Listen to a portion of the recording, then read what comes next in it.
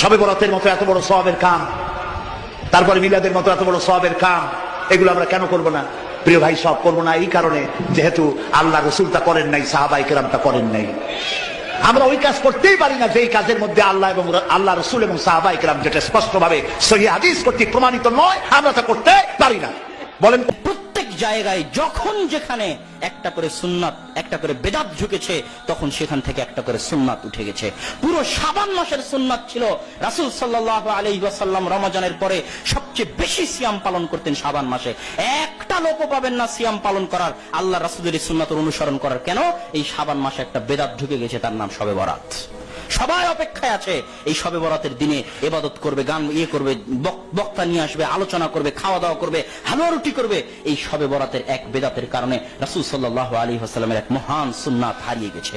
আমাকে এবং আপনাকে সেই সুন্নাত উজ্জীবিত করতে হবে, পুনরায় সেই সুন্নাত নিয়ে আসতে হবে। যারা আমরা এখনো শাবান মাসের সিয়াম রাখা শুরু করিনি, রাসূল সাল্লাল্লাহু আলাইহি ওয়াসাল্লামের এই সুন্নাতের অনুসরণে আমরা যেন শাবান মাসের সিয়াম রাখা শুরু করতে পারি। আল্লাহ আমাদের সেই তৌফিক দান করুক। আল্লাহুম্মা আমিন।